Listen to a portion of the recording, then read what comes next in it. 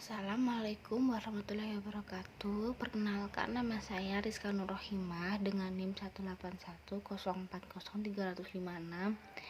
Di sini saya akan mempresentasikan tugas saya yang berjudul Pengelola Lembaga PAUD. Pengertian lembaga PAUD.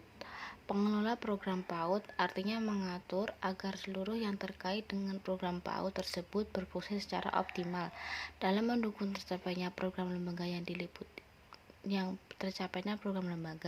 yang meliputi perencanaan, perorganisasian, pelaksanaan, dan evaluasi.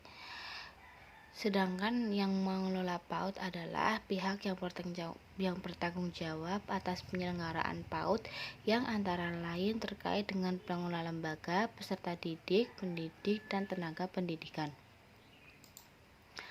Langkah-langkah yang harus dilakukan untuk mendukung penyelenggara PAUD dalam tahap ini meliputi berbagai macam, yaitu membuat kesepakatan, bertujuan untuk menyatukan pendapat dan menyusun perencanaan pelaksana kegiatan PAUD yang diintegrasikan dengan layanan BKP dan Posyandu atau lainnya. Pendaftaran calon peserta PAUD, pendaftaran program ke Dinas Pendidikan Kecamatan, persiapan pembelajaran. Tujuan pengelola PAUD. Tujuan pengelolaan kegiatan di kelompok bermain adalah untuk membantu meletakkan dasar pengembangan sikap, pengetahuan, keterampilan, dan daya cipta yang diperlukan oleh anak dalam menyesuaikan diri dengan lingkungannya, agar siap memasuki lembaga pendidikan selanjutnya dan untuk pertumbuhan dan perkembangan. Untuk memastikan anak usia dini di Indonesia agar mendapatkan pertumbuhan dan perkembangan yang maksimal. Adapun pertumbuhan dan perkembangan tersebut adalah dalam hal perkembangan fisik yang baik, koordinasi motorik halus dan kasar. Tugas pengelola kepala PAUD. Tugas pokok dan fungsi tupoksi atau job description adalah hak dan kewajiban yang dilakukan kepala PAUD, yaitu sebagai berikut. 1. Menyusun rencana strategis dan rencana program PAUD. 2. Memberikan pengarahan tentang tumbuh kembang anak usia dini. 3. Pembinaan kurikulum PAUD yang berlaku. 4. Melakukan pembinaan diktatik metodik secara umum maupun khusus. 5. Mengarahkan guru membuat perencanaan pembelajaran. 6. Memberikan contoh pengelolaan proses mengajar. 7.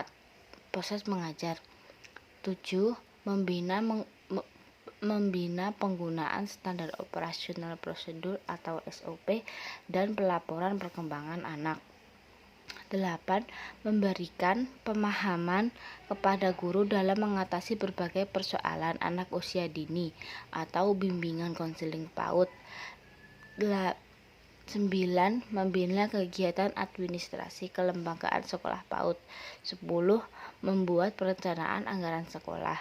11. Melakukan kegiatan supervisi internal. 12. Menjalin kerjasama dengan orang tua dan lembaga lain yang terkait. 13. Memberikan berbagai alternatif inovasi dan pengembangan pembelajaran PAUD. 14. Membuat kegiatan promosi lembaga PAUD yang dipimpinnya. Yang harus disiapkan dalam pengelola PAUD. Berkas yang dibutuhkan untuk mendirikan PAUD, surat permohonan izin pendirian dari yayasan penyelenggara, akta pendiri yayasan, surat persyaratan tidak keberatan dari warga setempat, rekomendasi dari kepala desa, rekomendasi dari kecamatan, SK pengangkatan guru. Sistem dan fungsi pengelolaan pembelajaran. Sistem pengelolaan pembelajaran di PAUD atau RA atau TK meliputi kegiatan belajar mengajar, menelaah, kalender pendidikan, dan pengaturan jadwal pembelajaran. Ketiga hal tersebut merupakan hal-hal yang saling berkaitan dan tidak dapat berdiri sendiri karena akan berpengaruh pada perencanaan, pelaksanaan dan evaluasi pembelajaran di kelas oleh guru. Dalam ilmu manajemen pendidikan dikenal dengan istilah fungsi manajemen yang terdiri dari planning, organizing, actuating, dan controlling. Fungsi manajemen dalam proses pendidikan meliputi perencanaan, perorganisasian, pengarahan, motivasi, menggerakkan, memberi perintah, pengkoordinasian, penganggaran, hingga pengawasan atau pengontrolan.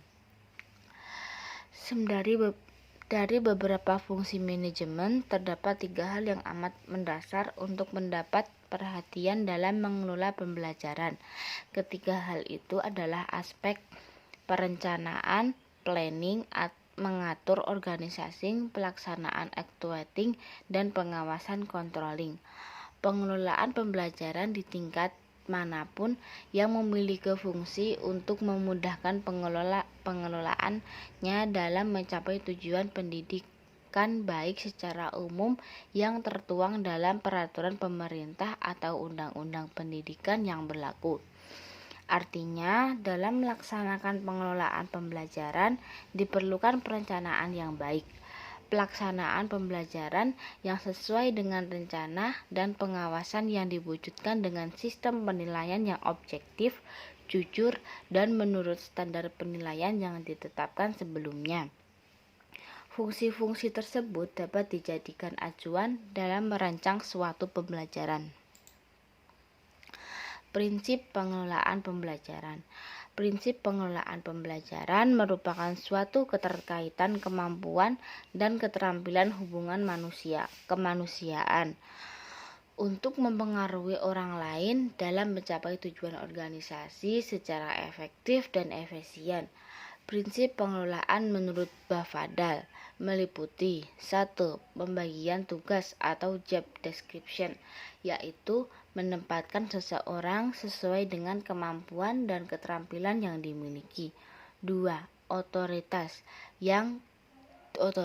dan tanggung jawab merupakan kewenangan dan tanggung jawab antara penyelenggara dan masyarakat.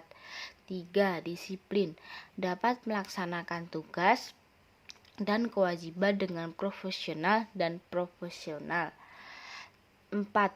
Penghargaan atau sanksi merupakan motivasi dan pengendalian dalam melakukan pekerjaan secara lebih profesional. 5. Inisiatif, kemampuan yang dimiliki oleh seluruh pihak, baik tindakan maupun ide atau gagasan dalam penyelenggaraan program. 6. Fleksibilitas, artinya lentur dengan kondisi lingkungan dan sasaran, kebutuhan belajar, waktu dan tempat, biaya, dan guru atau pendidik. Misalnya, antara lain dapat dilihat dari penyelenggara yang disesuaikan dengan kebutuhan belajar, kondisi, dan situasi belajar setempat.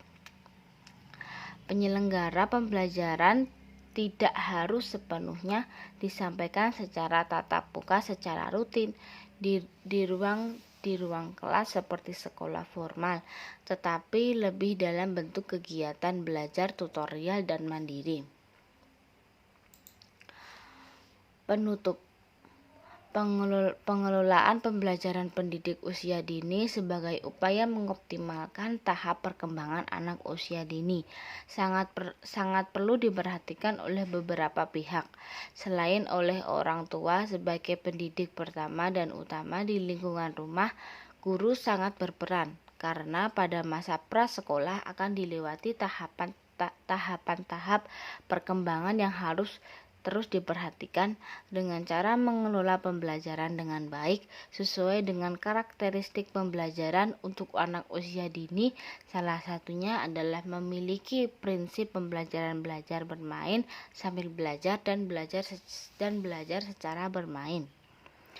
Kompetensi guru dalam mengelola pembelajaran perlu ditingkatkan melalui berbagai kegiatan seminar, workshop atau diklat, dan diklat guru PAUD atau RA dan TK akan lebih lengkap jika mata diklat atau materi khusus yang berhubungan dengan pengelolaan PAUD pembelajaran. Pengelola pembelajaran akan lebih lengkap jika dibahas melalui mata diklat manajemen pendidikan atau manajemen pembelajaran yang pada intinya berdasar tahap perencanaan pelaksanaan dan kompetensi guru dalam mengelola pembelajaran perlu ditingkatkan melalui berbagai kegiatan seminar, workshop atau diklat. Pada diklat guru PAUD atau RA dan TK akan lebih lengkap jika mata diklat atau materi khusus yang berhubungan dengan pengelolaan pembelajaran. Pengelolaan pembelajaran akan lebih lengkap jika dibahas melalui mata diklat manajemen pendidikan atau manajemen pembelajaran yang pada intinya berdasar terhadap perencanaan, pelaksanaan, dan evaluasi planning, actuating, dan controlling. Pengelolaan pembelajaran bukan hanya harus difahami oleh guru, kepala sekolah, pengawas pun perlu mengetahui agar dapat bersinergi demi tercapainya tujuan pendidikan anak usia dini yang terfokus pada perkembangan yang harus dilalui secara optimal. Sekian presentasi tugas UTS saya yang berjudul pengelolaan lembaga PAUD. Bila ada salah kata mohon dimaafkan. Wassalamualaikum warahmatullahi wabarakatuh.